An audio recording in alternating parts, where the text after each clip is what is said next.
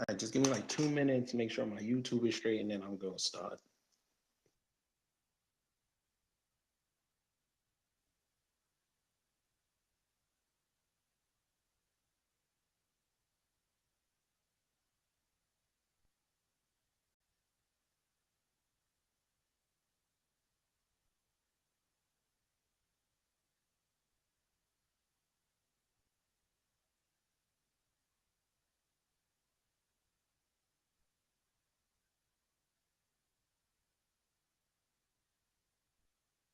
All right, just make sure y'all tweet this out because we got a lot to talk about before you know Maryland the Maryland grassroots goes off on this Westmore at 2 o'clock. So I'm probably try to end it like around quarter to two.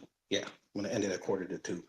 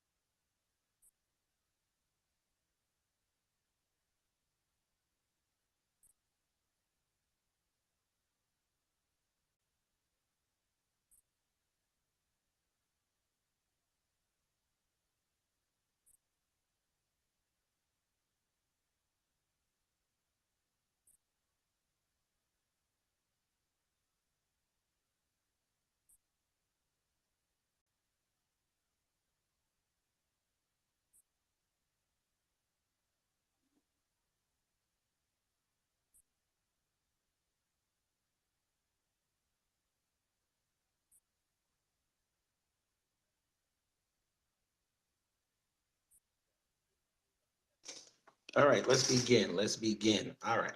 So good afternoon to everyone. I hope everyone's having a great day out there.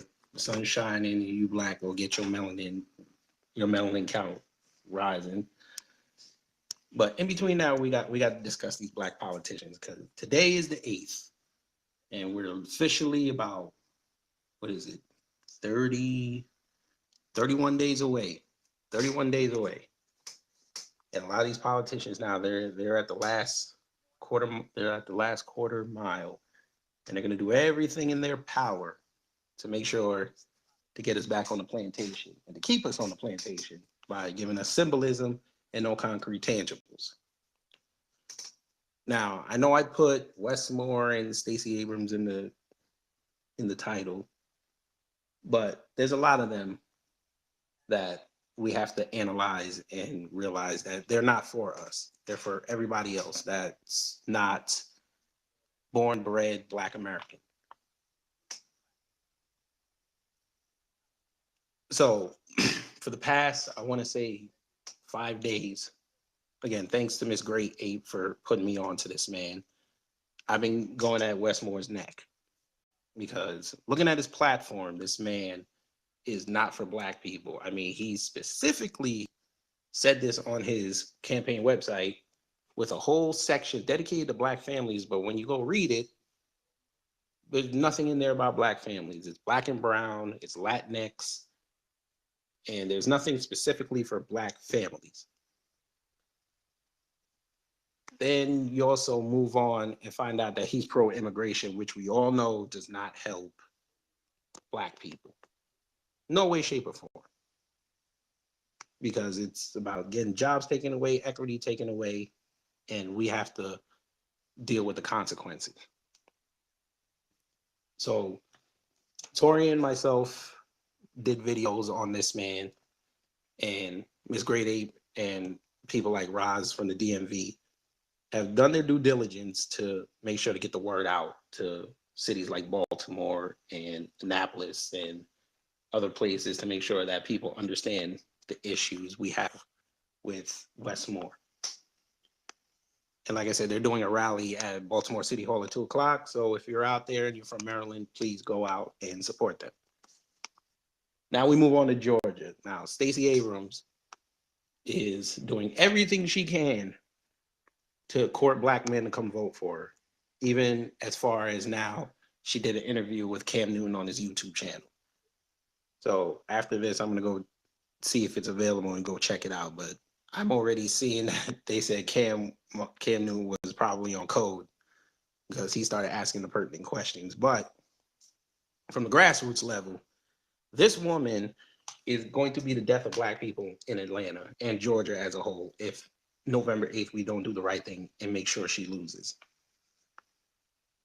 Her policies are geared towards every other group, especially AAPI, and not for black folks. She's using black men as a political prop because she thinks that we respond to symbolism in 2022. I guess she didn't get the memo. And also Warnock's up as well.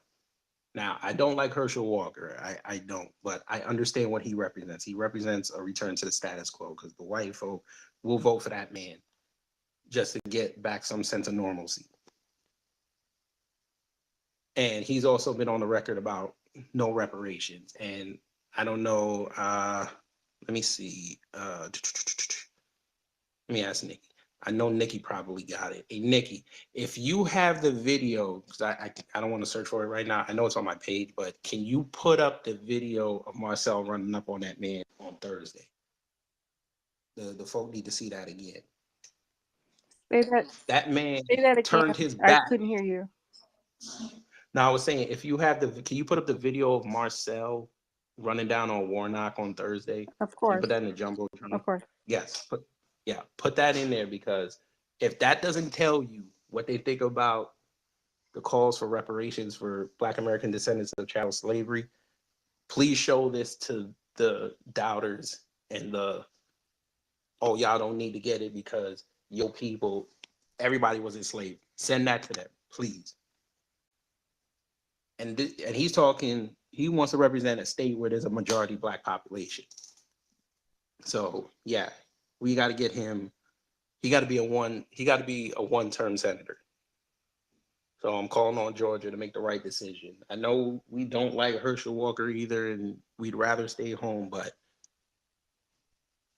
at this point, just to make sure Warnock don't get in, I think we can deal with Herschel Walker for about 6 years and then run him out the paint. Unless he has a scandal that fucks up his whole thing. Then, we'll support that. But we can't let Warnock get in because those two together are going to destroy us in this state. And we have generations of children coming behind us that need to be able to compete in this state. I've already talked about Mandela Barnes up in Wisconsin. He's another one who's trying to angle to get into the squad, and he's pro-immigration as well, and he's pro-police, just like Westmore is. And Stacey Abrams and Warnock, they have especially Stacey and Raphael, they have a whole $300 million plan to equip the cops with more resources.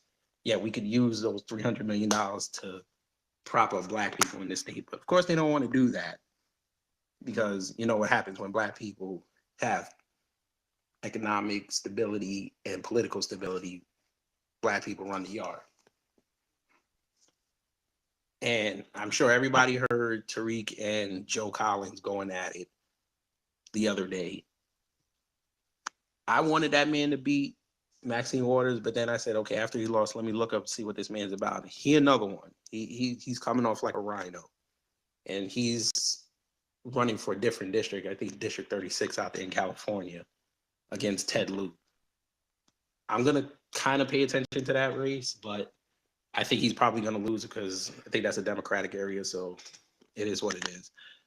But if anybody's in here from another state and knows of any other races that are important, come up, let me know so I can start looking into it. Because I want to make sure between now and at least November 7th, you guys have all the tools necessary if you do go to the voting booth that you know which each candidate is standing for, especially the ones that are trying to talk for us. Nikki, go ahead. No, I didn't say anything. Oh, okay. Like I said, if anybody wants to come up and say something, please, it's an open forum. We're not here to pass judgment. And if y'all could do me a favor, start tweeting some of these black politicians. Let's see if some of them got enough nuts to come up in here and try to talk to us and try to tell us about their platforms. Because I've been doing it all week. But, you know, I think if more voices come out and more people tweet them, maybe they'll get some nuts, but I don't think they will. Because I don't think they want to see this many black people in here asking for some accountability and some questions. But Ms. Grade 8, if you could come up and just explain what's going on at 2:00, that would be great for Baltimore. So people know who's in Maryland or in that area. Maybe they come down, we can grow those numbers. So, from what I know about him is that he just wasn't forthcoming about his background and who he is and his lineage. That's what I understood. And I do know that he's not for black people, but why would he lie about who he is? Because from what we dug up, they're trying to make him the next Obama. Because even people were saying, hey, he said he's a proud Baltimore son, but nobody in Baltimore knows who he is. Like they've never seen him before, which is kind of strange. But again, we've seen this playbook. Do we know if he is part of any specific organizations? Yes, and I'm probably going to get in trouble for saying this, but he has ties to this organization called the Academic Exchange, which is an Israeli think tank, and they also are in bed with something called JINSA, and JINSA basically is an Israeli organization who has, for the past, I want to say 30 years, have been training a lot of the law enforcement in this country on tactics, especially dealing with terrorism. And that's a major red flag because a lot of what's been going on the last 30 years, a lot of that comes from that JINSA training. And I actually plan on doing a video about that next week because there's a lot in there that we need to be knowledge of.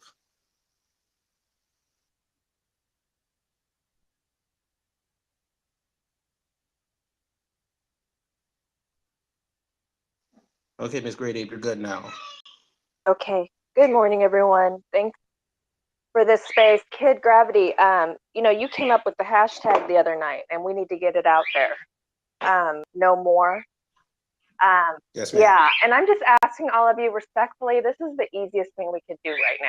None of you have to fly out here and protest or write emails or contact his campaign. None of you have to do anything other than please like and retweet anything regarding him that shows who he is, just for the next 4 weeks, please. Follow him, put on notifications for him.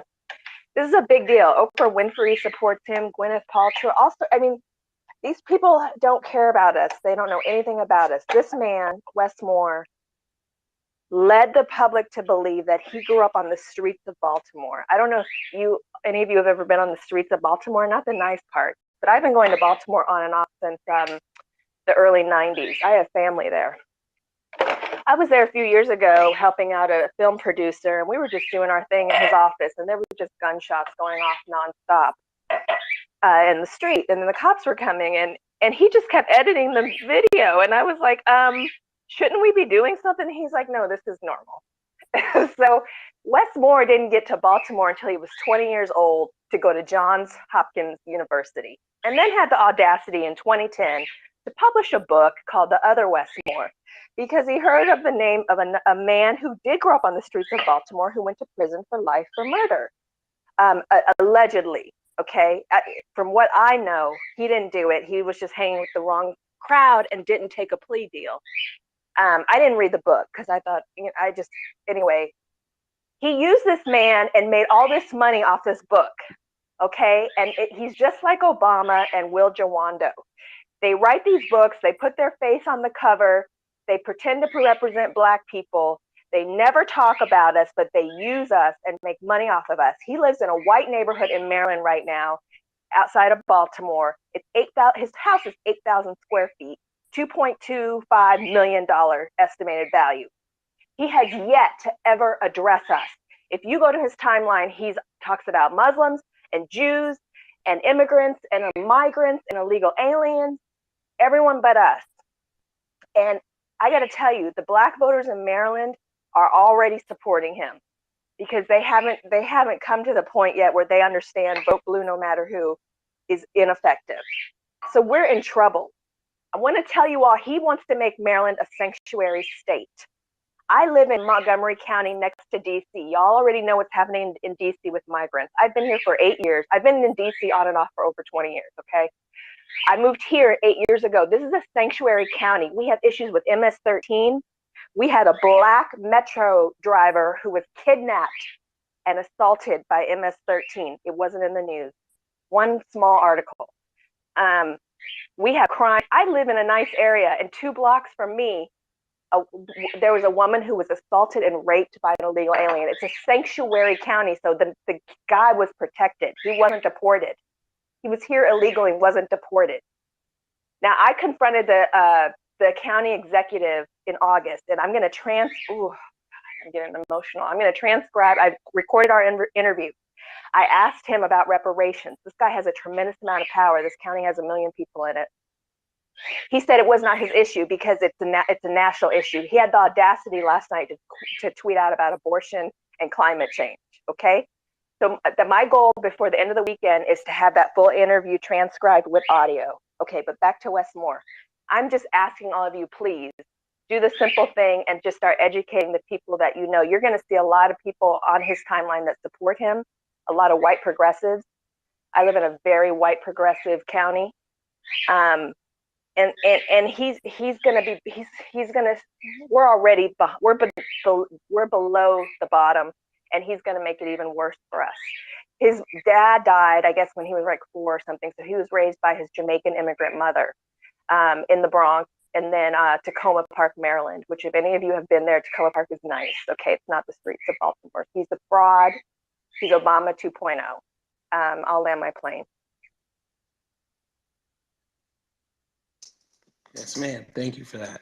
Yeah, we can't the Black community, especially the descendants of child slavery, cannot go through Obama again, especially in Maryland, because Maryland, what they're trying to do, they're trying to turn Maryland into California 2.0 because of its proximity to DC. They can't survive that. And that's why Miss Great Ape and myself and others, we've been going hard the last week trying to make sure that we get that message out to the people, because we understand that Baltimore is a very blue city and Maryland's blue right now. And as long as you got a D next to your name, they're going to vote for you, regardless of what you're talking about. And we're not big fans of Dan Cox either, because he heavy MAGA and all that, but they would rather, from what Ms. Great Ape's telling me, she would rather deal with that man first for a couple of years and keep working on the reparations for Maryland and making sure Maryland's straight than deal with Westmore trying to undermine everything they're doing. So we just got to make sure, like, we put out a hashtag no more MOORE. So anything you see from that man, like she said, or anything that I've posted, make sure you just retweet that out. The more faces that see it, the more visibility it gets. Put the pressure on them. Miss Great Ape and then Black Alpha. Yeah, and that's the thing I've been trying to get people to see. And I know some of y'all will disagree with me, but we are in triage mode. We are bleeding to death right now. And although Dan Cox is not for reparations, there are strategic and political ways that we can get around that, including at the county level. He is pro 2A, okay? And we all should be pro 2A. In fact, I found someone last weekend who's going to train me and help me get certified. I grew up around guns because my dad was a Texan, but I never learned to shoot, and so it's time. Dan Cox is pro 2A, and he is anti-illegal aliens, anti-sanctuary state, pro-immigration moratorium, in terms of chain migration, E-Verify, I'd rather have within the next 4 weeks, I'd rather have that in office, okay, than Wes Moore. Let's stop the bleeding, and then let's get on the reparations aspect for Maryland, okay? That's where I'm coming from. I know people who are doing some things behind the scenes that I can't really talk about, but they have been consulting people about reparations and how to get that done at the county and state level. They're just starting the process, but I'm just letting you know that I would rather vote for Dan Cox tomorrow than let Wes Moore win. And I reached out to Dan Cox's campaign via Twitter, and they contacted me. His campaign manager and Dan Cox contacted me over email. So we're trying to set up a call so I can understand, like, what can you do anything regarding your platform within the next 4 weeks when it comes to American freedmen. So I'm working on that. So I land my plane. Yes, ma'am. Thank you. And if you could send me over that email, I want to try to talk to him as well. Will do. Right, can you DM me your email on the back channel? Yes, ma'am. Okay, Black Alpha. Yes, ma'am. Black Alpha, go ahead. Peace and love, family. Salute to you, brother Kid, Nikki, everybody in the the room or whatnot. Man, there's been a lot going on down here. Kid, you as well. You know what's going on down here in the South and deep Georgia, shall I say? I think, matter of fact, we talked about, a lot of things going on a couple months ago, me and you, Kid, and now you're starting to see it all come to fruition. Just to update everybody on what's really going on in the down south area, particularly in southern Georgia. Southern Georgia is completely different than northern Georgia. Okay, basically Georgia is Atlanta, and then it's everybody else. Atlanta has a different move to it, has a whole different vibe to it. But people down in the deep south, where I'm towards, close to the Florida border, Savannah, Stacey Abrams I don't want to say she holds no weight. Obviously, she does. But she's not known, shall I say, down here. Nobody deals with Stacey Abrams at all, okay? She's a nobody. Her whole vibe is catering to a lot of transplants in Atlanta. Okay, outside of Atlanta, they don't have that mix of people. There's not that huge influx of outsiders and people. Kids, you know what I'm talking about. Atlanta's not even the same Atlanta it was 10 years ago. Atlanta's a lot different. It's not definitely what it was 20 years ago. Atlanta is so mixed and it's such a melting pot that this is where she plants her flag, and a lot of her policies are to cater to all those other types of groups in Atlanta. When you start leaving Atlanta and you start going into the Augustas of the world, the Columbus of the world, the Savannahs of the world, you start going into these small places, the game changes, and they're not really aware and astute on a lot of these policies that are all lives matter. And on top of that, the whole state of Georgia has changed, and there's been a shift. That reverse migration strategy that really started in the late 1970s and 80s, you start to see an effect. Georgia has a lot of transplants, but I would say the people who transplant down to Georgia that don't go to Atlanta, they still have more of a, an honest mentality, where in Atlanta, there's a takeover. Atlanta's been completely regendified. That doesn't really necessarily go on everywhere else. When you come to another place in Georgia outside of Atlanta, you assimilate to the culture. In Atlanta, they start to try to change the culture. So that's why Atlanta has went through a transformation, but places like Augusta and Savannah, they really don't, no matter who comes down there. Stacey Abrams, a lot of people don't really know her. They really don't know her. They might see her around and hear, but the guy Kemp, he's whooping her up. Like, she's getting served right now. She's nowhere to be found. And this shows you once again that those policies of all lives matter and all that stuff that she talks, she doesn't really have any type of strength behind it, because the people outside of Atlanta, once again, do not receive that message. Now, when it comes to Warnock, that's a tricky situation when you deal with Warnock. Warnock is from Savannah, and Warnock runs on a platform that he's like some regular guy, because there's a couple projects that he went to or that he lived in, and a couple schools in those projects that he went to. So he kind of leans on that. But once again, people down here, they don't really deal with him. But I mean, Herschel Walker is probably the worst political candidate, maybe of all time. I mean, the guy can barely even speak. You know what I'm saying? So when you start dealing with these two individuals, you're basically dealing with a situation where you're going to have the same old. You're going to get a guy who's an ultra Republican, and then you're going to get a guy who's an ultra Democrat, and they're both black men who are getting notes handed to them by the dominant society. But the state of Georgia, I would say all eyes are on Georgia, because the Democrats and the Republicans have put a lot of resources in those two political campaigns.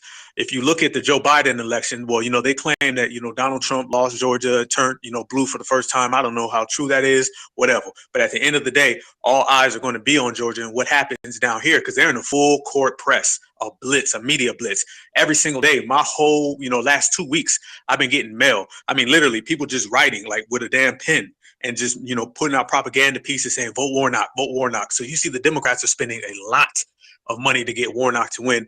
And he's up right now, but I think that's more because Herschel Walker is, insane. I think that's probably so what it is. But in terms of him having actual support from the people and the people really dealing with him, that's not the case. It's really not the case. This is probably one of the most soft, stale, really kind of no special effects involved in this election. All the candidates are horrible. They're terrible. So it's basically, picking your poison.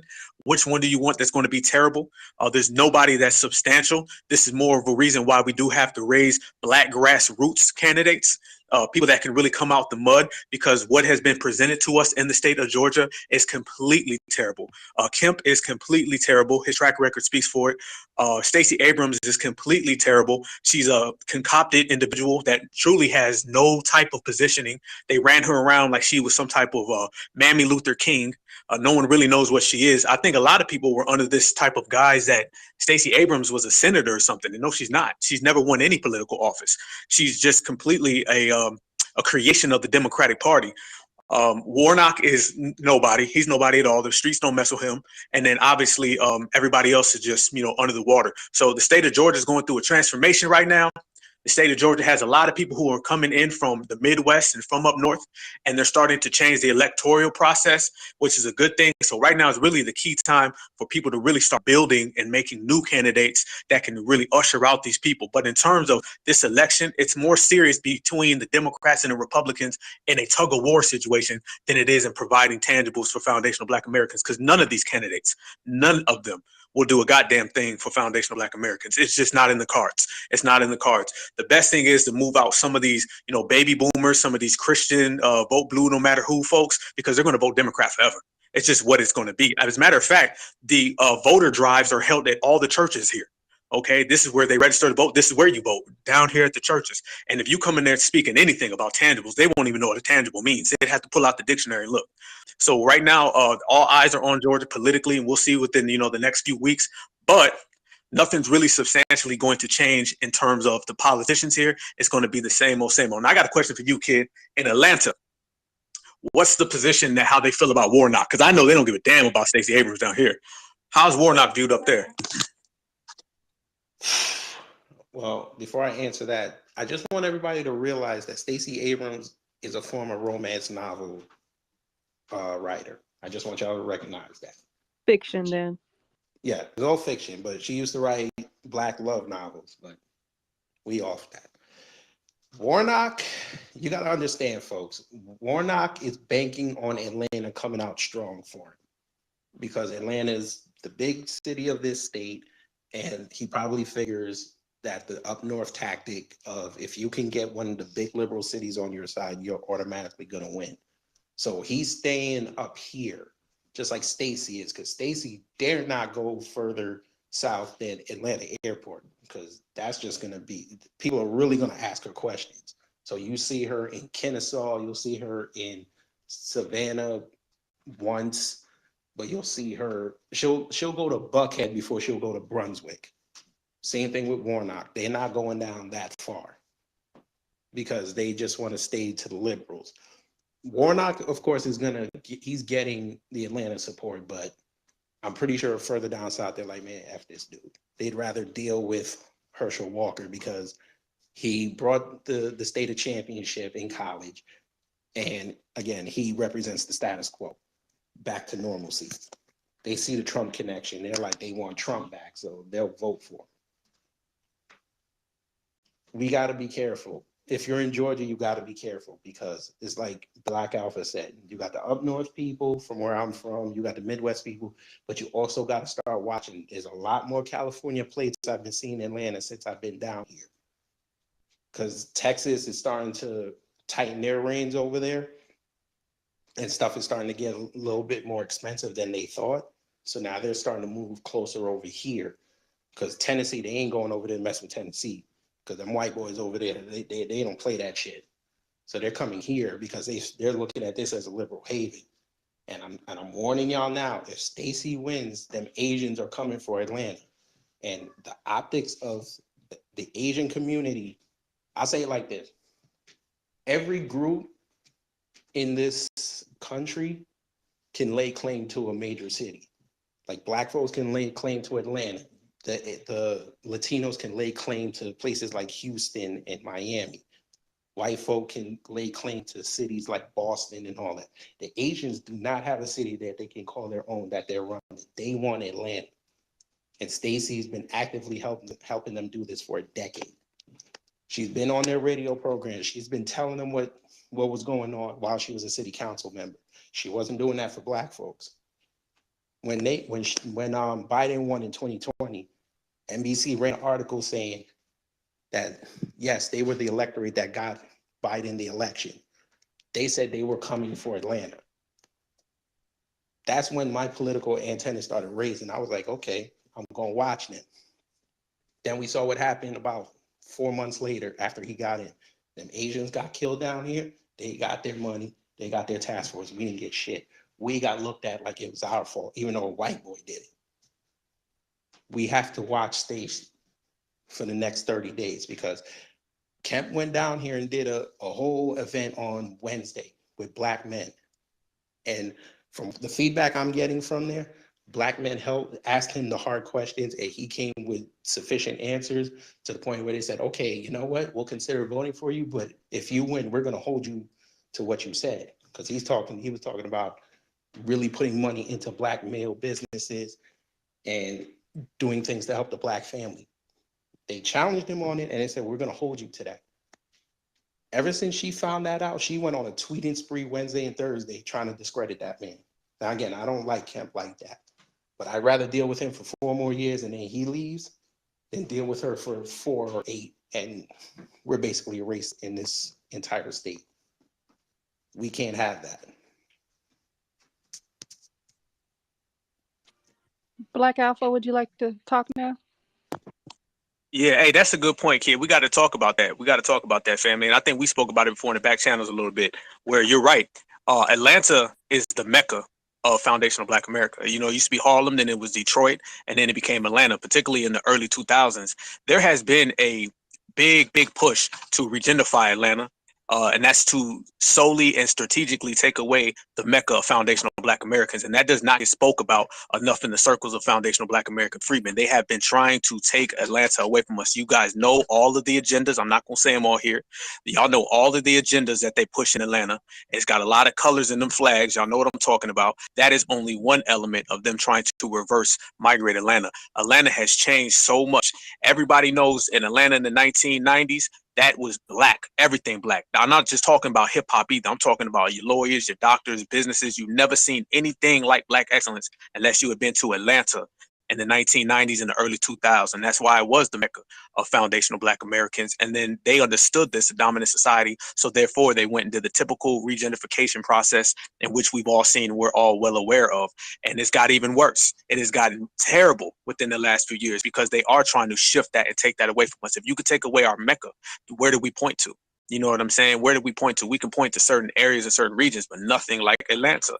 And everybody else, as Brother Kid was just saying, everybody else has a place, a city that they can point to and say, this is ours. Everybody knows it was Georgia. Put it this way. When you start dealing with things, California is the champion of the West Coast, okay? New York is the champion of the East Coast. Ohio, I love Chicago, but Chicago is one city. Ohio is the champion of the Midwest, and Georgia is the champion of the South. Okay, those are the 4 predominant regions. And if you start to look, a lot of them have been slipping away. Chicago is the sanctuary city now. You guys know what's happened to New York. Going back from the Harlem Renaissance all the way to now, you see the tethers coming in, and they're trying to completely get us up out of New York. It's been like that for a while, but we've always had a stronghold in New York. Brooklyn now looks like Syracuse. You feel me? This is what they tried to do. California, we already know what's going on. But in the state of Georgia, that's a very, very, very stronghold. Georgia is the mecca of the South. That is what it is, and that's not up for debate for nobody. Okay, I grew up in Georgia. Trust me when I tell you that. It is the mecca. And Atlanta has been the mecca of foundational Black America. So now when you go to Atlanta, there's whole sides of town in Atlanta that look like El Paso, Texas. whole sides of town that look like El Paso, Texas. I'm telling you, I'm not lying. And as well as the AAPI, like Brother Kid was just saying, them as well. You're starting to see them implement these people so they can place them above us. This is why there is such an onus on Georgia. There is such an onus on Atlanta. Everybody's not focusing on these, politicians. When you look at the midterms right now that are going across the country, you hear mostly what? Warnock, and you hear Stacey Abrams, okay? Because everybody is focused on this area of the country. So therefore, voting, as me and my brother Marcel, we spoke of, matter of fact, he did my show and we had a good conversation about reverse migration and trying to build a political prowess right here in the South, but in particular, Georgia, because there is dominant numbers. When you have, I don't know if anybody's ever been to Georgia before, okay? But when you come to Georgia, Georgia is black. Okay, straight up, it is black. Everywhere you go, the corner stores are black. The businesses are black. There's no areas in Georgia where you just sit there and go and you feel unwelcome. You can go down to Florida, and once you get past Duval County and you start going into Central and South Florida, black people just disappear. When you start going up north, black people start to disappear. It's not like that in the South. Okay, in Georgia, everything has foundational black American prints. There's not a lot of tethers running around here. Tethers don't talk crazy in the South like that. They don't. This is truly the Mecca and the motherland of foundational black American freedmen. And we have that in society, but we also got to have that in, the political atmosphere. In terms of the Democrats and the Republicans, one of my principles and one of my mottos is I'd rather negotiate with a Republican than sell my soul to the Democrats. You heard Brother Kid just sit here and say it a minute ago. When Kemp was pressed, and I know what you're talking about, Brother Kid, when Kemp was pressed from black folks, they asked him the questions and he answered it way better than Warnock. Matter of fact, Warnock doesn't even answer it. He just walks away. The same thing Stacey Abrams did when our brother Autodidactic pressed her. She walked away. There's no negotiating with the Democrat because they have put all their ducks in the minority basket. The Republicans are trash. The Democrats are trash. We both understand that. But if you're dealing with somebody in a political structure, in a political atmosphere, the best thing you would want to do is be able to have the access to negotiate. There's no negotiating with the Democratic Party. Clear, because it would be a direct contradiction based upon the minorities that they've promised so many things to. It's either going to be the minorities or it's going to be foundational black Americans. And they've made it clear that they're going with the minorities. So they've taken the aspect of negotiation off the table for us. So therefore, what we have to do is we got to really start going to some of these other parties and we're going to have to start negotiating with them because those other groups, they don't have their whole political campaign tied on minority groups. All right. As a matter of fact, what you come to find out when you visit the South, a lot of these Southern Republicans, they would rather deal with black Americans than they'd rather deal with those other groups. This is what it is. Those other groups they look at as moochers and, we have history down here. We can point to things down south. Okay, today is Saturday. The Georgia Bulldogs going to play, and trust and believe they're going to want to sit down and watch some Georgia Bulldog football. They're not going to necessarily want to do that with no other group from another country. So we have to take advantage of these type of relationships, which gives us a further means to negotiate. And the negotiation process has to start with leaving that Democratic plantation because they will never provide no tangibles for foundational black Americans. On the Republican side, you can use their spite and their anti-immigration policies against the Democrats. We have leverage. We have leverage if we play it correctly. Okay, if you deal with a Democrat who has all of these minority and immigration policies, go negotiate with that Republican. Go negotiate with that Republican. Therefore, you're using one person against them. They like to do that to us. They like to try to divide and conquer us. We have the means of doing so. We could have did it when Donald Trump was talking about build that damn wall. When he was talking about build that wall, this, that, and the other thing, foundational black Americans should have tried to get something from that and use those anti-immigration policies that the Republicans present, use that against the Democrats who care more about illegal aliens who aren't from America than they do about foundational black Americans who built America. It all comes down to this. Joe Biden said this is a country of immigrants and immigrants built America. Donald Trump said black folks built America. That is the difference. Are they both pieces of shit? Yep. Are they both trash? Yep. But at the end of the day, this is business. This ain't personal. And if my business is personal, then that's your personal business. We have to learn how to negotiate. We have to learn how to gain political power and political access by using these two groups against each other. Only time you run into a problem is when you feel you are one of these groups. You feel you're a part of these groups. I don't give a fuck about the Republicans or the Democrats. I take this the same way I do whenever I'm paying the bill. I don't go and say I'm a part of the light bill company. Okay. My lineage ain't the goddamn water company. Okay. I give a fuck about neither one of these goddamn places. If you provide what's best for my people, then we're going to get that. And we're only going to get that through the means of negotiating. And it's been clear that the Democrats would rather negotiate with people who are non-Americans while we could at least hustle the Republican Party in the other aspect. I'll land my plane. I appreciate that, brother. And he's right. And just to add one thing before I get to Sir Charles, I also saw an article on the 6th that Stacey's AAPI approval is waning. So that could be a good thing because I don't think she's talked to them yet. She's been talking to the Latinos and and Black folks. So they say they feel a little neglected. So that might be a good thing, but again, it's incumbent on us because, like Black Alpha said, this is a black state. They're looking at us to see where the move is. But Sir Charles, go ahead. How's it going, people? Hey, I just had a quick question. I'm actually here in Atlanta myself. So, are you guys saying that is video out of that Brian Kemp when he met with the black guys, or you just know someone that was part of the organization that he was speaking to and just got some feedback? Both. I saw his tweet, but I also know that I don't know if you're familiar with King Randall. He was there, and Yeah, I follow him as well. yeah, he said that he was there as well, and he talked to him, and he actually had concrete solutions. And he also said he was going to hold him to what he said. Appreciate it. Thanks. Yes, sir. Afro Elite, go ahead, and then Miss Grade 8. Okay, thank you for giving me a chance to speak. I'm gonna be brief. I always say that, but this is a good topic for a good space. It's a pretty good space. I don't know what exactly was said before, but I'm gonna say this. One of the things that people use as an excuse for the Democrats is they can't offend the other party. So if they go to, because black is supposed to be taboo, doing something for black people is supposed to be taboo. We're like the it's accepted to kind of have disdain for black people and everybody knows it. So if you treat black people normal, it has to be a secret. If you do something to help black people's life out, it's supposed to be a secret because we're a little bit less than human in comparison to everybody else. So when you get out there, you can't really voice how much you're going to help black people. So that's the excuse that that some of the older generation tries to pass down as a, well, it can't be like that because that's going to offend the white folks, that's going to offend the brown folks or whatnot.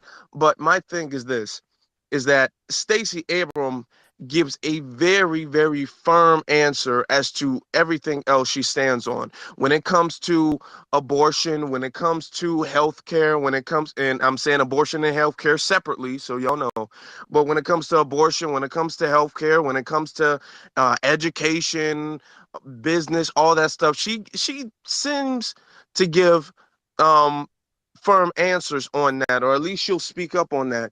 Now, when it comes to anything involving black people or to benefit black people, it's all this, we have to talk around every single word. I need a whole book explanation on what this is supposed to mean, and oh well, you have to understand it's the gerrymandering, and she uses all these big fancy, and this is something that all the Democrats do. And the reason why it's not working anymore is because black people are not nearly as loyal to the Democratic Party as our predecessors were. Before, it's like having two different stores, a Republican store and a Democratic store. And no matter how high the price goes up, no matter how low the quality is at the Democratic store, that's just a store that black people are going to go and shop at loyally, without question. But this generation, we're all like, well, if the prices go up too big on the Democratic store, if the quality is too low on the Democratic store, if we have better deals at the Republican store, then that's where we're going. And that's the thing that's getting the Democrats to lose their vote, to lose their credibility, to lose their audience. For the people who are making, and I'm only saying this, for the people who are making excuses for Stacey Abrams not going heavy in the paint, I want you to know that, just like Black Alpha said, Georgia has a huge black population. It has, if you think Chicago had a big black population, Chicago's population is about like one third black. Georgia is about 40 something percent black. So it would be beneficial for her actually politically to go heavy in the paint for advocating for black people, and she's not doing that at all. So it's not because she's scared of losing votes from the other side. She just doesn't want to do anything for black people, and she knows she can't promise that because she'll be held to that standard. So that's all I have to say. Thank you for giving me a chance to speak.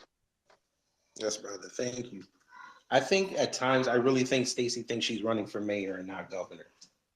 Because I could understand her talking points if she was running for mayor, because you have a small subset. You're going to be responsible for over 18 million people. And like at least over 40% of it is black. But I know the game plan is for her to push black folks further down south so she don't have to deal with us. But again, we can't let that happen. Miss Grady, go ahead. So I just added a couple of things to the Jumbotron. Well, one I'm adding now. The first is Joe Biden telling us that we're going to have to get used to working with Hispanics. You can Zoom, you can quickly, I know you're all aware of this, but I think it's important that you watch it again. And then as you're trying to convince your family and friends and people on social media why they shouldn't be so happy-go-lucky about the Democrats, just show them this.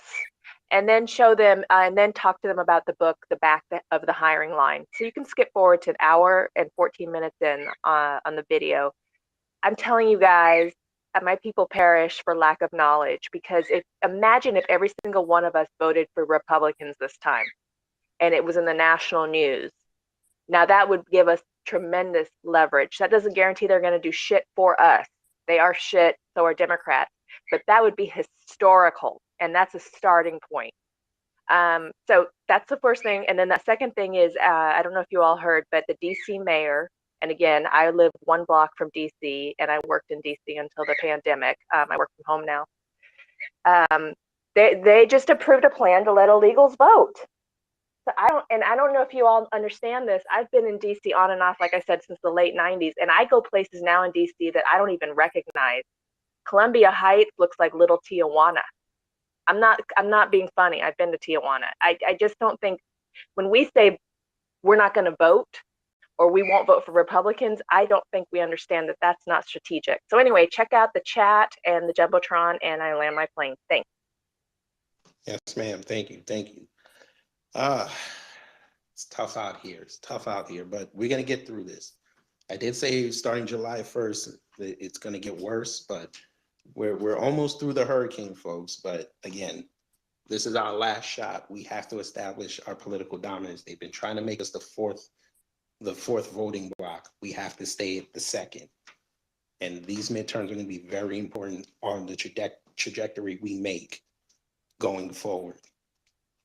So I know everyone likes to take information from Twitter a lot, but I would strongly advise you guys to go look at these politicians' websites and look at their issues pages. They all have it, especially the Democrat ones. They all look cookie cutter. And if you find something on there you don't like, go on their Twitter and ask them about it. Screenshot it, send it to them. And be like, what do you mean by this? And if they don't answer you, you send that screenshot and you send it back, see they don't want to answer it.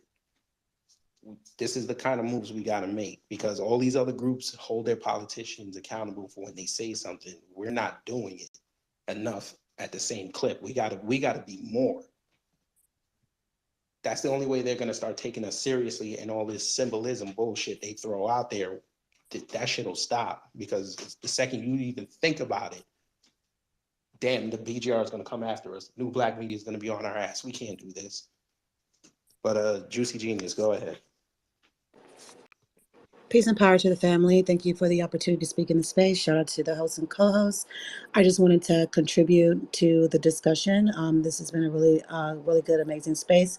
One thing I wanted to just kind of highlight is the demographics of the city of Atlanta and surrounding cities, as well as the state of Georgia. Some of the reports of the Black demographic are misleading.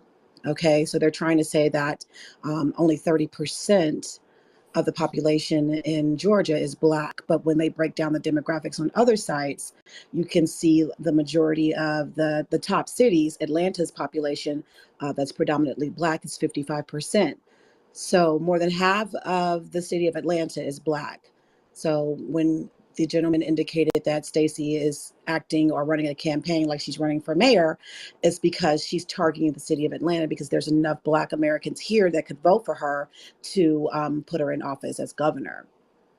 She doesn't go to Augusta. She doesn't go to Columbus. She doesn't go to Macon. If she did go to Macon, she'd know there's 67%. The majority of the population in this city of Macon is Black. South Fulton, which is right outside the southwest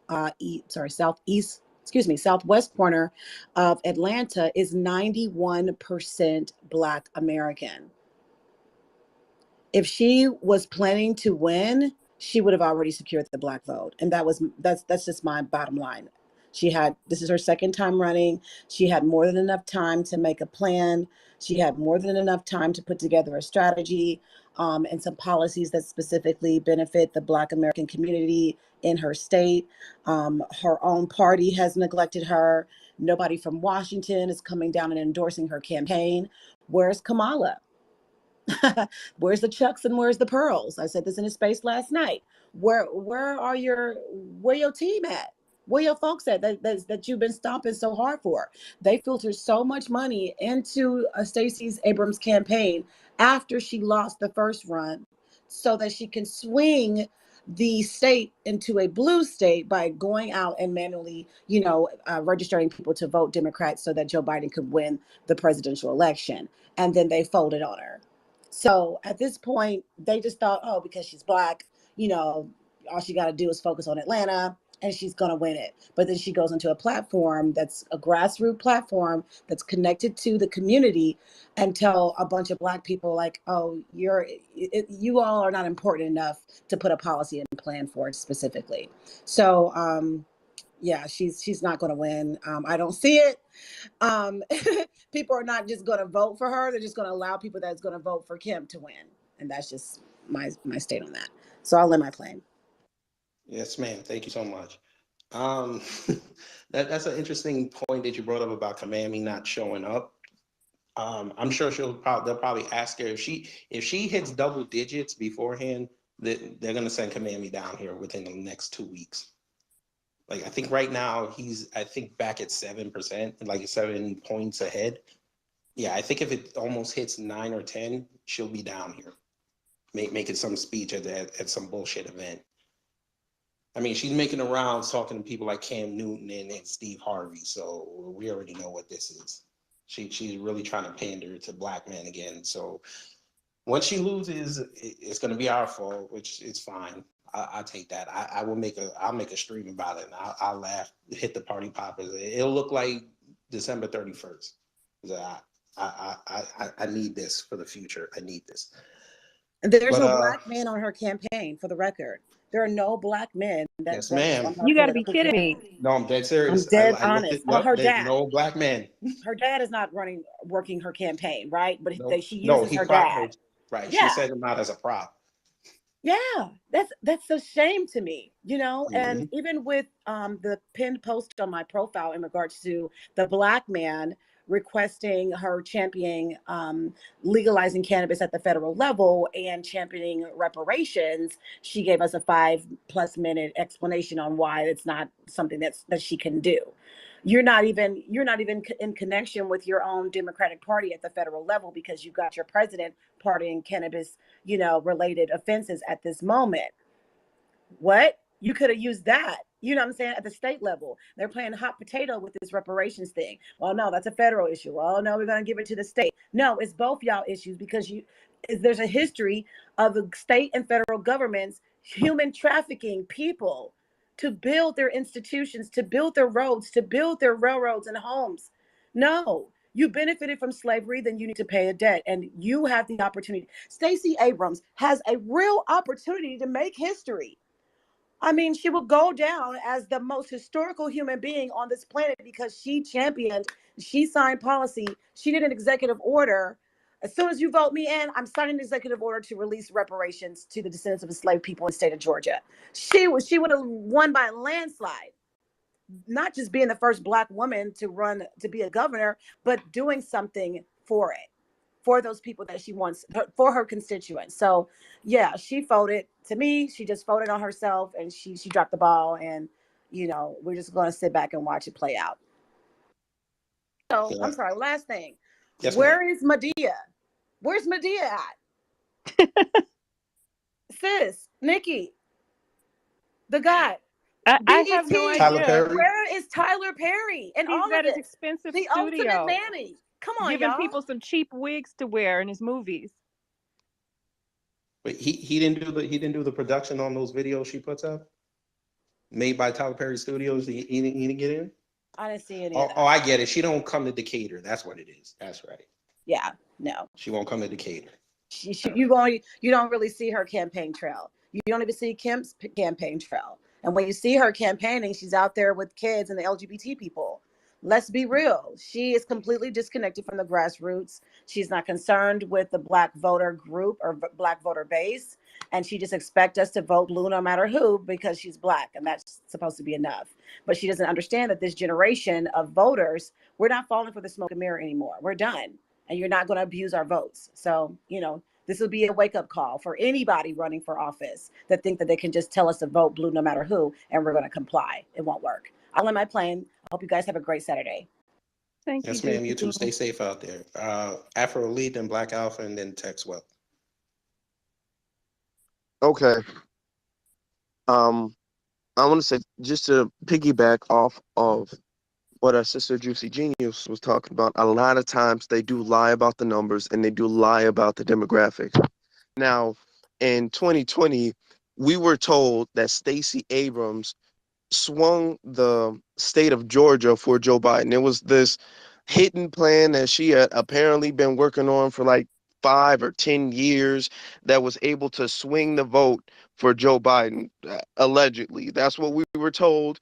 That he won all of these crazy votes, and that's what we're just told to believe. And don't look at the numbers or what makes sense. But what's interesting, and I've said this on YouTube, what's interesting is the fact that she can swing the state of Georgia for Joe Biden, someone who's never won the state of Georgia, one of the most unpopular political candidates, presidential candidates of all time, but she can swing the state of Georgia for Joe Biden, but she can't swing the state for herself. I mean, the way they were saying she swung the state of Georgia for Joe Biden, you would have thought she's like some type of superhero that puts on a cape and flies around saving children.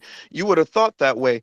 I mean, you would have thought she was so super grassroots. You would have thought she had some type of underground Black Panther society that she controls by night. You would have thought that the way they were saying she swung the state for Joe Biden. So I just want to know, where's all of that support? If you could plan something to swing the state for Joe Biden, and it takes, I think they said, what, 5 years or 10 years, something like that. If it took you that long, and you're that embedded in the community, I just don't understand how you're falling this far behind. I mean, let's be honest. What, if she's behind like 7 points, that's a significant number to be behind. It's not like 1 or 2 points where she ties and then she might fall back. She's been behind this entire race despite what she's doing. So I just find that very interesting. So I'm pretty sure, just looking at everything, taking all things into account, I'm pretty sure that some of the voting numbers that they claim Joe Biden got, I think that some of those are fraudulent. That allegedly, I feel like they weren't telling the accurate truth Oh, I when they broke said that that down. they got all those votes. I broke that down months ago. She got the black vote close enough to the white vote that she could sneak the Asians in. And even though Biden won, she can run on saying, see, it was black people that did it, because Asians notoriously do not vote in elections unless it's just for their district. But the fact that these Asians showed up in 2020, she could hide them. But what I said earlier, NBC already did a whole article on them, and all these Democratic Asian pundits in places like Riverdale, which is right by the airport, and Chamblee and Dunwoody, which is where Chinatown is. They said they were coming for Atlanta, and they credit Stacey with letting them know for a decade on their radio station what's happening in City Hall when she was a city council member. So she already had the plan in place, and she figured this would curry favor and get her a job with Biden's White House, and he never called her. So she's been running around doing other projects thinking that, maybe she'll show her worth again. But now, 2 days ago, there's an article out saying that the AAPI are not happy with her because she hasn't done anything else besides that $49.5 million that Biden gave him. She hasn't done anything for him. She don't even pick up the phone for him. So their support for her is waning. They could go to Kemp or just stay home. She might get destroyed because right now they're saying if the election was today, half the state would vote for him. I think that number is higher, but you know how these polls are. But Black Alpha, go ahead. Hey, that's a good point you brothers just made. A lot of the things that we said during the 2020 election and some of the skepticism we had about those numbers have come to light. We see exactly that. That's a good point Brother Afro just made. You know, we were told that Stacey Abrams swung the election and Georgia turned blue for the first time, but now the numbers just do not compute. You understand? Mind you, this is the second time she's getting served on the election poll. This is the second time she got defeated the last time. She's never won anything. She's the most inflated, overhyped politician pretty much of the last, 20, 30 years. She's, posted everywhere. They got her face in all these campaigns, but yet they get no results. So it shows you again that the 2020 election and a lot of the finessing that was going on that a lot of people in the black grassroots called is really, coming to light and is very true. Now, let me say this about the Republican Party and the Democratic Party. They really pigeonholed themselves into a lot of different positions that's going to be hard to come out of. Okay, particularly when you start talking about the Democrats. One of the reasons why, what's the girl name? Kamala. The reason why she's not really coming out here stooping for anybody because there's a little push right now in the liberal community to get rid of her. If anybody's seen Bill Maher, I think it was on was it yesterday or last Friday? They were talking about her perhaps not even running anymore. Now, liberal Bill Maher, West Coast, that's the home of the insane liberal. And that's an echo chamber of a lot of liberal thoughts. A lot of people in, the Democratic Party, the liberal community, they don't like her. Okay. She's not like really anywhere. Nobody's rocking with her at all. None. Okay. So there's even, being a push today to get her not to run with Joe Biden. They were saying, well, should Joe Biden not run? And now we're hearing, well, maybe he needs to get a new vice president. That's because her poll numbers are even worse than Dick Cheney's. Dick Cheney was the worst vice president probably ever. And she actually broke his record. It's bad when you breaking records of being the worst. That's a bad record to have. And her name's right on top of that. So they're even a push now to get rid of her. So she's not really coming out to any places because her voice doesn't lend to anything. She's not going to come down here and help anybody. It just does not work. All right. She can come down here and give a speech, but in essence, that's probably end up going to hurt the person. And one of the issues that they have down here in terms of the AAPI, one of the issues that they have is that in the South, and anybody who's been in the South, once again, it's a different dynamic. It's a very, very different dynamic. You can't talk all that minority stuff to Billy Bob the farmer. It's just not happening. Billy Bob don't want to give a damn about no rainbow agenda. He don't give a damn about no minorities, no POCs. So if they think they're going to have a platform based on catering to minorities, they're going to have a rude awakening. And this is what they're saying now. This is why they're upset right now. This is why the AAPI, IPPA, ABCD, that's why they're mad right now at Stacey Abrams and she's not answering their phone calls because she knew she gamed them. She was never going to get your average everyday Southerner to support something other than a Southern policy. And Southerners pretty much only know Billy Bob the farmer, okay, Jethro with no teeth and has got the meth trailer. That's about it, okay? And then brothers and sisters down here who are Christians. That is what the South is. That is the main populace in the electoral down here in Georgia. So I don't really know where these minority groups, fit in. If they're trying to push a minority-based people of color agenda outside of Atlanta, it ain't gonna work. I was just down in Brunswick the other day, which is in the deep, deep South. They're not going for that. Matter of fact, I will go as far to say, and I mean this, that the average person in the deep South of Georgia doesn't even come across an Asian. Doesn't in their day-to-day life, they do not see Asian people like that. Raphael Warnock, he ran a whole campaign when all of that, Asian hate crime thing popped off. He had a whole campaign in Savannah about it, and they don't even represent 2% of Savannah. So your average black person down here, and damn sure your average white person down here, they do not cater to minority-based policies. All they know is black and white. That is it. You can go back to goddamn 1972, 62, 52. You can go all the way back. These other communities were not present here. So if they think that they're going to base their political campaigns on catering to anybody other than your typical average everyday Southerner, they're going to fail. And we're starting to see that come to fruition and come to light right now with Stacey Abrams and Raphael Warnock. This is why it is very indicative for foundational Black Americans to get more business-like and more business savvy, to start negotiating and to start using these two parties against each other. There is a lot of progress that can be made by pitting these two against each other.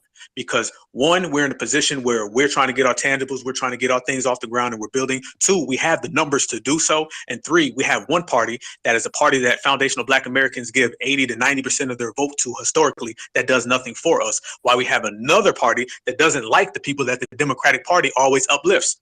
So that right there is a game where we could play in a business-like manner and we could pit the two against each other. Therefore, we can yield results that will better the foundational Black American freedmen experience, particularly down here in the South. Now, I'll say one more thing and I'll land my plane. If you start looking at the Atlanta process, like we were saying, Sister Juicy said it, Kid Gravity said it, it ain't like nowhere else in the South. So we cannot sit there and look at Atlanta and say we're going to duplicate that stuff and traditionally do it. This is why they don't come down here. They trust me. Stacey Abrams don't come to Savannah. She don't come to Savannah. She comes in, she probably goes to all the restaurants and then she leaves. Okay. She probably stays at the restaurants for a while and then she leaves. Okay. And then that's about it. Stacey Abrams has no weight down here. Raphael Warnock is from down here and he holds no weight. So it's time for foundational Black Americans to truly shift these people out. And we can easily do that by taking the policies that they use for minorities, using it against them. Because I'm going to say it like this, Billy Bob and Jethro ain't voting for no APPI. They ain't voting for no damn people of color. They're not voting for immigration at all. If they think that they're going to open the borders and pull the shit that they do in New York and California, in Alabama, in the Carolinas, in Georgia, in Louisiana, in Mississippi, it is not happening. And that is an opportunity that we could seize on. And right now you see a lot of foundational Black Americans that identified it, framed it, and we're going for it. Land my plane. Thank you, brother, for that. Thank you so much. All right, Texwell, then Beatzilla, then Brandon. Wow, brother. And then Friedman after that. What an Yes, political analysis, brother. I appreciate that. I want to pivot, if I may, to like local elections, because we know Stacey is like the Titanic at this point. So I think like I was wondering, what do y'all think about local elections? Like, if there's like a person running for school board, right? And that's where most politicians begin their careers, right? They go on from school board to councilman and on the way up the line to the presidency. Okay, now if there's a young person running for school board, for example, in your local area, and they didn't have money to run campaigns, but they actually are just like the people in this room. They believe everything we believe, right? Closed, no open borders, right? Lineage-based reparations, yes. Qualified immunity, abolish it. Mandated Black American history, yes. What else? Oh, sanctuary cities, be gone. That person is just like everyone in this room. They're running for school board, but because they didn't have money to run a campaign, we didn't call the candidates to find out what they stood for. We missed the opportunity. Don't we miss the opportunity to give somebody a start in their career? Somebody who will go on and take our agenda all the way up the line with them? That's my question to the room. You're right. A lot of local elections do affect us a lot more. And we do need those candidates to not be afraid of saying it, because I understand a lot of them don't want to come out with their full views because they want to try to cater to everybody. But they have to also look at someone like Marcel, who he has a lot of things that people don't like about him, but he came to the Black grassroots and outlined his points, and a lot of us gave our support to him, which trickled down to everybody else. So for a candidate like that, yeah, they should come to these rooms, come to us and say, hey, I'm running for this in such and such district.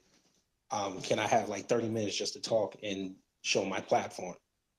And then, we do what we do best is vet everything they say, make sure they're on the up and up. And then once everything checks out the way that it should check out, we'll put our support there. Or we're like, all right, you know what, you're there, but you're not there yet. But I know we got to meet each other halfway somewhere. And that kind of starts with them first. Like I said, they have to come out and say, I'm running for this. We have to be made aware of that.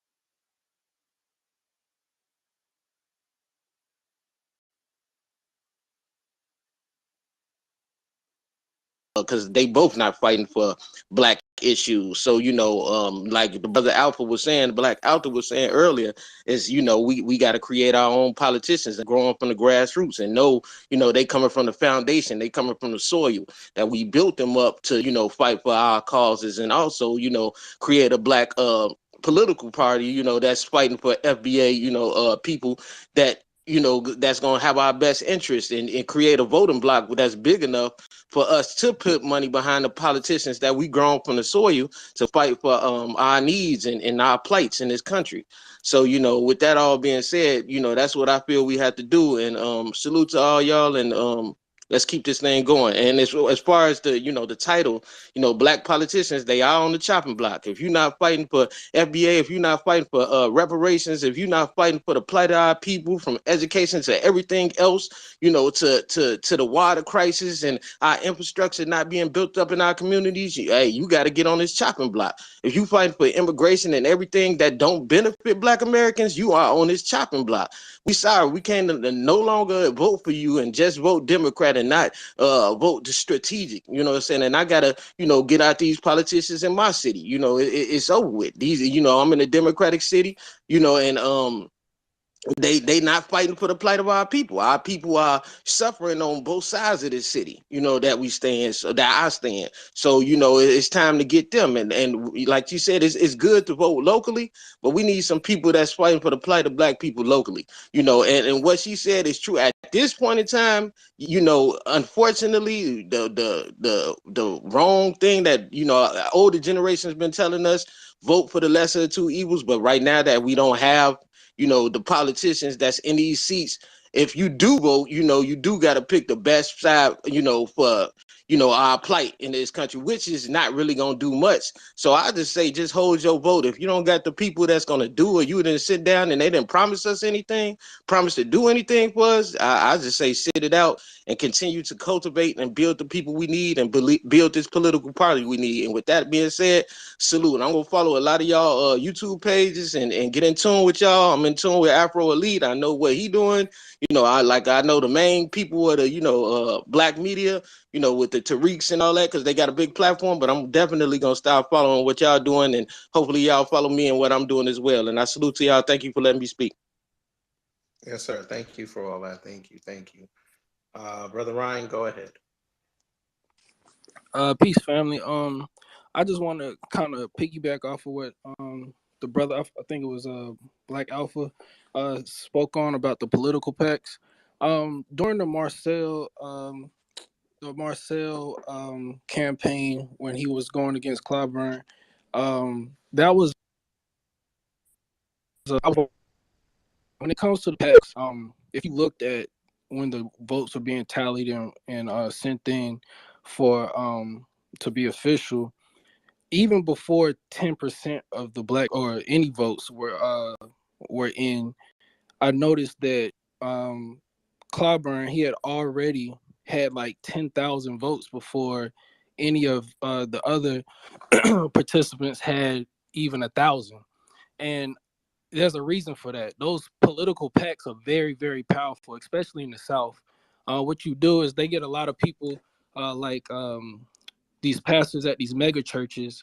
They'll get them in their pocket, put them in a pack, put them on the board of a pack, and they influence their churches to vote for whoever they decide that they want to support. So like with Clyburn, he's been around for so long that I mean, it's almost like second nature. Yeah, I'm gonna just go ahead and vote for him. He's been around for so long. You got these old folks that's not on Twitter. They make up 80% of the black churches down in that area. And like I said, this is all across the South, where these people just vote down ballot. They don't care. I mean, even here in my city, you got black churches that they literally take the packs. So they have packs that they have here in my city, and what they'll do is they'll start passing out who the packs refer or decided to decided to put on their ballot, so that when the people get into the churches, they're passing out the pamphlets to the people in the church and saying this is who of course the pastor can't go up there and say this is who we're voting for, but you got the ushers at the front door passing out packs for voting. So I mean, it's a major thing. I can't speak for anywhere, but in the South. But once those mega churches are already influenced, but their pastors are already influenced, I mean, it's almost like a done deal that all of the members of that church, or majority of those members of the church, are going to vote for them. And I saw that represented very heavily when Marcel was running for his position, because I mean, there's no reason at all that 10% of the vote is in and you got already 10,000 votes going for Clyburn. So I already knew what was up when I saw that happen. But I just want to land my plane on that. Yes, sir. Thank you for that. Let me get Texwell and then Miss Grade 8. Yeah, man. Great political analysis again. Great room, man. I really appreciate y'all. I'm just saying, like, I heard the young lady mention down ballot, but I was a little confused. She seemed to be saying, and correct me if I'm wrong, I just chose the lesser of two evils. I switched parties because I knew the Democrats were going to win. I just want to say this, y'all. Like, we got to weaponize our politics, right? And that means we got to weaponize it if you're a registered Democrat or if you're a registered Republican. Because, like, in the Virginia election, the gubernatorial election, right? Dude was running for governor, right? Now he got a lieutenant governor, a woman of Jamaican ancestry, who was saying that we need to forget about slavery, right? And the Republicans are going out here trying to bury your ancestors' bones. They want to do away with Black history in the schools, right? They want to dumb down not only white Americans, but they want to dumb down our children, right? And I know we want to homeschool, but we got 45 million families, and we can't homeschool all them families. So we got to make sure that our history is included. We got to hijack the education system like we hijacking the political system, where we mandate our history like the Jewish people mandated the Diary of Anne Frank, so all American children knew about the Holocaust and how horrible it was, right? And when we do that, people understand. You won't have stupid people saying, why do y'all get reparations? They'll know. Some of them already know. And I'm not saying they're going to all have a hallelujah moment, but you might get 1% of the white population that understands what you're saying, especially the young people. And they might jump on the scale with us, and then we'll pass reparations. Now, in terms of Republicans, if you can't stand the Democrats, which we all can't stand them, but if you can't stand them enough that you want to switch lanes and jump on and register as a Republican, then you got to go in there, like the brother said. You can't leave the Democratic plantation and jump on a Republican bandwagon and sing and be whistling Dixie over there. No, you got to go over there and be like a bull in a china closet too. You got to be hollering reparations on that side. Because when the people in Virginia, like if we had enough Black Republicans, like we have Black Republicans, but if they were on cold Black Republicans, they would have said, we'll vote for governor, the Republican governor, but only if you take your damn dirty hands off Black history. And that's how we got to weaponize this on both sides, so both sides feel the pain, and we got them, and we corral them up to the middle and pass our justice claim. So again, you got to train Republicans from the beginning that you're not getting a free vote either. If I got to vote down ballot, I'm going to vote. I can go in the booth as a Republican and vote for the ballot initiative. I can go in the booth as a Republican and just vote for one man or no man. See, down ballot doesn't mean you're required to vote for everybody on the line. It just means, first of all, we know both parties, the heads of both parties are against reparations. That's a fact. That's a fact. Joe Biden is against reparations. And the Democrats that support H.R. 40 are not putting his feet to the fire. They need to take him in the back room, close the door, and grab him by his collar. And then they publicly embarrass him that he's not supporting reparations. So they don't get no get out of jail free card with H.R. 40. That's a bunch of bullshit. So again, if you're going to switch parties, be it like a bull in a china closet in there and break up stuff, break the furniture. Don't go over there like a little simp and jump on a hay wagon and whistle. No, you're going to raise hell on no matter what party you choose. You're going to raise hell on either side, and then we'll force them up the middle to get our shit.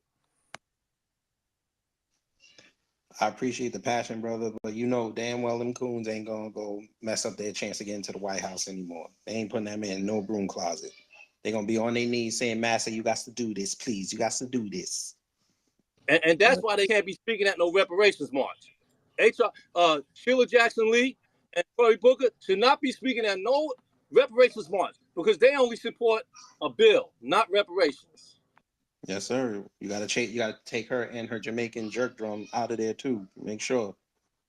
But anyway, Miss Great Ape, go ahead and then Juicy Genius. I just want to say that I think there may be a little bit of miscommunication here, but I'm not in the mood to debate or argue on a Saturday afternoon. I would ask Texwell and MP1 to please. I've been on this space since the very beginning, and I heard what Black Alpha was saying about being strategic. And yes, voting Republican if we are bleeding at the moment in the next 4 weeks, depending on the race, the election, the candidate. If you've got and he even said, and you all heard who were here from the beginning, if you've got a Dan Cox who's ready to who's ready to not make Maryland a sanctuary state and ready to stop illegal aliens from coming in versus a Wes Moore who is ready to make it a sanctuary state versus not voting at all for either one of them, I'm voting for the person who in the next 4 weeks is going to stop and do everything he can to not make this a sanctuary state. Now, I know we're all different. Some of us are FBA, some of us are ADOS. I'm neither one of those. I'm American Freedmen. We all have different ideas about how we should vote. I'm not degrading any of that. I'm not being derogatory. I'm just begging you both to listen to the space from the very beginning and really listen to what Black Alpha was saying, because I think sometimes we are quicker to listen to a strong Black man's voice than a woman's voice who are both making the same exact point. So just listen to the space from the beginning. I land my plane. Have a good weekend, everybody. I'm getting offline now. Thank you. Yes, man. Yes, ma'am. And stay safe out there with your protest. And for anybody who wants to know, this space is being recorded, but it's not being recorded on Twitter. It's being recorded on Kid Gravity's YouTube channel, and the link to his YouTube channel is in the Jumbotron, and it's at the top of his page. Yeah, and it's also on Twitter on my page as well because I'm broadcasting it to Twitter as well. But let's continue. Juicy Genius, go ahead. I'm sorry, I'm not in the position to speak at this very moment. I need a few minutes. You can go to the next speaker if that's okay. Okay, Yes, FBA. I just wanted to kind of reach out to Brother Alpha Elite. He had mentioned something about getting some, I believe he was like starting something to cultivate our politicians and getting our investor class together and things like that. I definitely want to be a part of that. So anybody who can reach out to me, get me in contact with Brother Black Alpha Elite, Brother Black Alpha Elite, please reach out to me. Anything I can do. Really, Juicy James, all of you guys, if you guys like, I'm a tool, so to speak. So if I can be used in any type of way to help us, man, please reach out to me. I'm here in Baltimore, by the way, if you guys didn't know.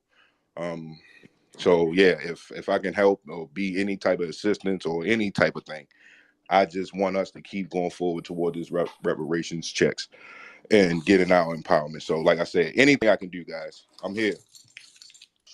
If you ain't busy, get down to City Hall and help out Miss Great Ape with that protest. If you got the time. Yes, sir.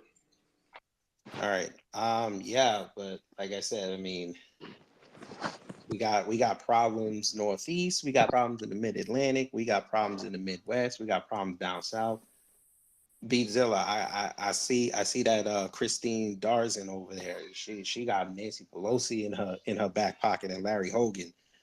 Yeah, Maryland's going to Portland now. So yeah, we got problems all over the board. And now this Joe Collins character, who I mentioned earlier, he lost to Maxine Waters, got his ass handed to him, and now he's moving to a whole nother district, and he's about to lose to a goddamn Asian. I that's why I said this whole black politicians on the chopping block, man.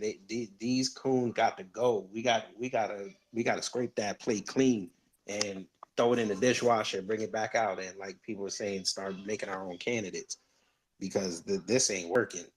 The only good thing that's coming out of this, hopefully for us, that's a major step, is a lot of these Black caucus members are retiring or their seats are in jeopardy. So if you know if your state has one of them on there, make sure they lose because they're not doing anything. And I think a lot of them see the writing on the wall that it's a new day and they're not going to get that support anymore. Because a lot of our older generation, they're just not interested anymore. They're just voting just to vote, just to say that they did it, and they're not understanding the issues. And our issues are now more contemporary than theirs. Like, we get that you fought for civil rights. That's great. We're fighting now to make sure the next generations have a legacy. Because I think a lot of them don't realize that you did your civic duty, but you didn't set a lot of us up. And a lot of them also don't understand that a lot of their voting practices and their votes are ushering in reasons why we are doing what we're doing here. And we have to basically clean up their mess. So again, we have about a month to go. And you're going to see more and more of these politicians come out, bringing their celebrity friends, bringing like all these people that they swear up and down we respect to try to tell us, make sure we stay in for another 2 years. Can't have that. We gotta make a stand here, because I'm telling you, if we make a stand here and we change the course of this country, 2024 is going to be vastly different. They're actually going to have to sit down and say, damn, it's over. We might have to go talk to them Black grassroots Negroes. We might have to come up with an agenda. And all these other races, you know how they like to copy us. They're going to do the same thing. So, like I said, we got 30 days to get it right. But if anybody else wants to speak, go ahead. MP1, did you get a chance to speak?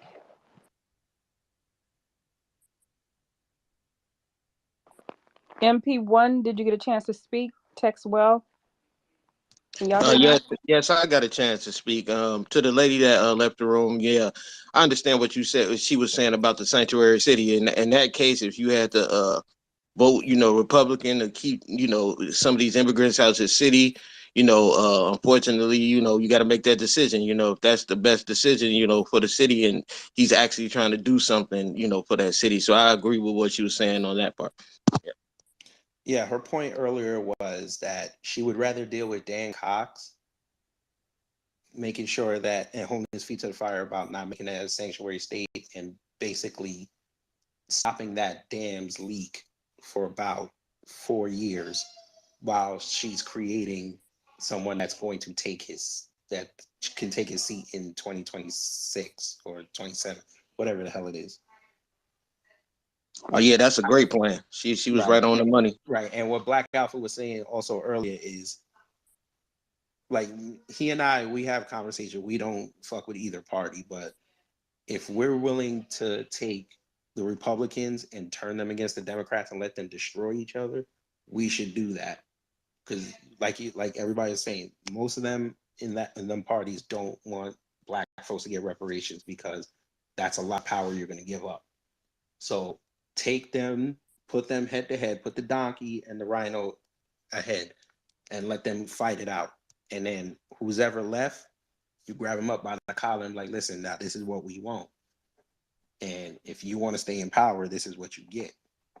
And if you don't adhere to that, and then you show them the aftermath of what happens, you're like, this will be you. And that's the only way you're going to get power, because every other race does that. They use each other against each other. So we have to start playing like that. I mean, we get too much symbolism, and we get content with that. And one other good point that came out of this whole thing with Russ Moore, he successfully, and this is never smart, he successfully pissed off the college class, the ones that are starting to understand who they really are. They're not African American. They're FBA, they're ADOS, they're freedmen. Hell, they could even be an immigrant that's from an immigrant family, but they're on code. Him not talking to them and letting the white man talk to him, that pissed them off. Like Morgan State is heated at this man right now, and you're talking like I don't even know their numbers, but that's got to be over 10,000 people. That can sway an election easily. So again, we got 30 days. It could happen. It may not, but things like that we gotta seize advantage on. Like I'm trying to talk to this Jacqueline Jones who runs like the global journalism school. I want to try to talk to her and really get the flavor of it. That's how we got to do it. It can't be just us, like in our 30s, 40s, and 50s. We got to get to the young people as well. We got to get them educated. But Texwell, go ahead. Yeah, I'm going to ride on that, brother. That's the key. The young people we have to, because we talk about cultivating our politicians, but we need to cultivate our voters, our people. And I still think that if we can't call these people, I think that's just like an easy way out. Are we afraid to call the politicians on the phone and run our list of demands, or are we having work avoidance? I think it's a worthwhile thing to train and teach our people that this is part of your civic responsibility, because we can't just sit there like a beauty queen and wait for these people to come to us. No, we got to get up in their face and say, "How dare you put your name on the ballot? What the hell are you about?" And then if we find out what they're about, we can tell our people, this is what this person is about. Don't vote for that person. Vote them out. And again, we got goony goo-goos on the left and we got goony goo-goos on the right. Black people that vote for Democrats no matter what. And we got black people that vote for Republicans in exchange for what? Nothing, right? So we got to pressure them so that, like, if we can't get our reparations, then nothing moves on the floor of Congress. We tie up everything. So they're going to need an X-Flax to get something to move in here. We can tie the whole system up. Nobody gets their laws passed until we get our justice claim. That's how I see it. Yes, sir. I mean, even that's white supremacist Dana Lowe said it. She's like, I don't care if Herschel Walker aborted every kid he ever had. Something to that effect. She wants to win the Senate. So she understands the power dynamic that goes on in Congress. We need to I'm not saying adopt what she's saying, but understand that's how they think. We got to think like that. Like you just said, if it ain't reparations, it ain't black empowerment, it's not moving black people forward and making sure we stay number 2, working our way up to the number 1 voting block, then we're not working with you. And we will actively make sure that the people understand who you are, and you're not, your power might be going away faster than you thought. But Juicy Genius, go ahead. I just wanted to talk about this Warnock versus Herschel Walker situation, just real quick. Just wanted to add this for Yes, ma'am. perspective in regards to party versus party, right? There are people. Well, for the record, Herschel Walker's campaign started before the presidential election. I'm here in Georgia. I've been here for 8 years, and I started seeing Herschel Walker's campaign messaging on TV, before the presidential election. Okay. So they have been committed to getting Warnock out of office for years. Okay. And people will vote for Herschel Walker just to get Warnock out. It's not about whether, he's doing a few little things. People always want to bring up this farmer initiative, black farmers laws and policies, as if there's not 100 other things that needs to be on the table as far as policies are concerned. Sorry, go ahead. I accidentally muted you. I was trying to clap for you and I muted you. Oh, I'm just running my mouth. I wasn't even looking at my phone. I'm so sorry. Okay. I don't even know where okay. So in regards to the Herschel Walker versus Warnock situation, people will vote for Herschel Walker just to get Warnock out of office. And again, like I was saying, that his campaign started before the presidential election, like before Joe Biden came in the office. Herschel Walker's campaign was already being filtered through, online ads and stuff, and TV ads, excuse me. So we are not committed to any particular party, but we're also not committed to the current running politicians that look like us but do not represent us or put any policies in place for us. So that's why there's several different strategies, several different initiatives that need to be implemented. One, clean house of the existing politicians who do not serve our needs by replacing them with grassroots developed, strategically selected politicians to fill their seat. Putting together a putting together political action committees, voter blocks, that's the initiative that I'm spearheading down here in Georgia, is to galvanize the people. You need the politicians, you need the people, regardless of the party. So I just wanted to say that, and then also to, I think she already left, in regards to some men not really considering the voices of Black women in this space or in this movement. Um, that's not all 100% true, because if it wasn't for the men that listened to me, I wouldn't know as much as I know, because they were willing to share information and not look at the fact that I'm a woman, not think that, oh, what could you potentially do? You're not powerful enough. You're just a woman, and that's the wonderful thing about Black America. Whether you utilize foundational Black American, freedmen, it's literally all the same. There's no really differentiation, just who you roll with, basically. But we have to work together. We have to work intergenerationally. We have to work regardless of our political affiliations. We have to work regardless of our spiritual and religious ideologies and our movements. We have to work regardless of our classes in life. We have to work regardless whether we male or female, our sexual orientation. We got to put all that stuff to the side and focus on what we need to do to move our movement in the right direction, in a progressive direction, where there's actually solutions that are implemented and executed and solidified. But it takes a lot of planning. It takes a lot of organizing. It takes resources. It takes people who are mild-mannered, respectful, who have, the ability and the skills and the know-how and the will. Everybody's has a voice in this movement, and everyone can be used as long as they're doing it for the right thing. So that's why I feel like what we need to do, we need people in all aspects and all fronts. And we can't just sit around and wait for some, a few broadcasters or media outlets to give us instructions. One, research. There's so much information out there that we can use. Take some training courses and classes and stuff like that. All that matters. But I just wanted to say that last piece. I got to move on with my Saturday. I got so much stuff I need to do. I'm trying to actually interview some elders. And my philosophy, my strategy is targeting the senior living communities, independent senior living communities, and talk to them about their lineage, and just utilize Oh, that that's as beautiful. marketing. What Oh you my think? God, that's a great idea. I Thank you love so old much. people. I have I'm a sorry soft for spot for cutting you off, seniors and but that kids. that got me teary-eyed. I think I'm gonna have to copy off of that.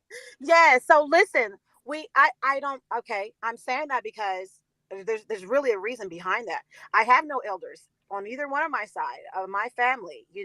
Somebody said I didn't know my parents. I know exactly who my fucking parents are. I know who their parents are, and I know who their parents are by name, right there. It's all on record. That's one thing. um But this is the thing, because I don't have any elders, the voices of the elders right now are monumentally important. So we as a grassroots need to show our support for our elders and our youth. So someone's going to pick up a youth perspective or youth strategy. I'm going to pick up an elder strategy. Let's go to these senior communities and these nursing homes and sit there and record and just tell me about your mom. Tell me about her mom, if you can remember that far back, right? And ask them, what do you want if you worked, all your life and you never get paid for it and you passed on? When you want your children to get, have these strategic conversations and ask these good questions and utilize that as content and material to move our message forward. So, I just wanted to share that with y'all. We're going to be all right. It's going to take people of like-mindedness and strategy to work with others who's like, hey, just tell us what to do. You got the worker bees, you got the captains, and you have the organizers. We all work together for the greater good. So I just wanted to say that piece, you all. I love you so much. To my brothers, I love you so much. I'm going to stomp for you. I'm going to stick beside you. Period. That's my thing. And my sisterhood means so much to me. When I didn't have a mother, I had my sister, y'all. So thank you so much for the opportunity to speak in this space again. And you all, I yield the mic. Yes, ma'am. Thank you, and stay safe out there. The black family is the most powerful force in this country. Don't let nobody else ever tell you anything else. The black family has the power to destroy white supremacy, and they know that. This is why I say this election cycle is very important, because if we all stand together, we have the power to change the way this country thinks and moves. And they know that. That's why they're sending out the symbols, all these wannabe aunties and these Negroes to tell us, hey, vote for this person just because they look like us. That's what they're really telling us. They're black. They're representing you. No, we can actually read, sir. We're not walking around here with James Evans level education. A lot of us are tapped in with the book smarts, and a lot of us are tapped in with the street smarts. We know when something doesn't smell right. We know when something doesn't feel right. And it's incumbent of us as adults to make sure that we tell each other what's going on and have that dialogue. It could be heated, it could be nice, it doesn't matter. As long as the information gets disseminated correctly and is correctly told, that's how we're going to win these wars. And they understand that. That's why they actively listen to what we're doing. They actively censor us everywhere. They look at our YouTube channels and they say, oh, he said a bad word. Hey, we're going to restrict it. It's a team effort, like Juicy said. It's a team effort, and if we can get everyone, if we get at least 80% of black people on code in this country, we would all be millionaires inside of a generation. But again, that's just hopeful thinking. But if anybody else wants to say something, oh, Hard Black Truth, you're up there. All right, go ahead, brother.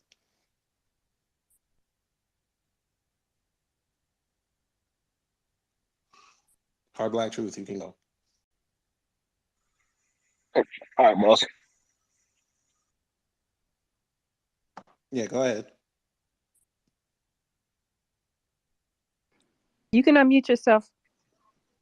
All right. My bad. Somebody up in my dang face trying to ask me a bunch of questions. Hey, listen, I appreciate the space. I've been listening for a minute, man, and all of y'all threw out some very, very valid points, man. Nothing but fire to this. I appreciate the conversation.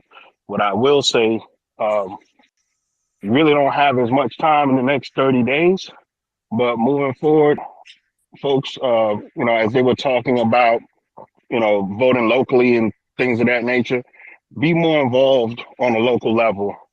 Don't just cast a vote like Alpha was saying, just because you see a D, or if your preferences are Republicans. Don't just cast a vote for that. Make sure you ask questions of your politicians. And when it comes to your black representation, um, you know, be at the forefront, because I say it all the time when it came to vacant opportunities in my area. You had everybody jump in at the same time. Everybody wanted to get in, and everybody wanted to be the politician to take over. And what ended up happening, you had situations where you had majority black neighborhoods, and the black vote was so split up that the 30% of the other folks ended up with their candidate in office because the black vote was just that split up. We were disorganized. And that's all I wanted to add to that. Thank you. Yes, sir. You made a good point. Even after these midterms, folks, November 9th, that starts the 724 days until the presidential election. And a lot of these people that are trying to go into the representative side of Congress, they're going to be back up again. So, I mean, as soon as we get all this work done in the next 30 days, we're going to have to just start it all over again. But at least after November, starting on November 9th, we'll be more prepared and we'll be more insightful of what we have to do. So let's just say out of whatever, let's just say someone like Joe Collins out in LA wins. He got 2 years. We got to make sure that that district full of black folks, Freedmen, FBA, they know y'all got to watch that man for 2 years. Make a list of everything he's doing and not doing, and make sure when he goes back up, he don't get back in. Same thing with us. I know the mayors and the governors are 4 years. That's even more time. got to make sure you're holding them to account for things they're doing and not doing, but also you got to start looking for the next candidate if they're not doing what they're supposed to be doing. It's a race, not a sprint. So it's going to be tough, but again, as long as we all stay on code and we know what we need to get accomplished, it'll be a lot easier than we think it is. So if anybody else wants to say something, say it now, or I'll just end off the space.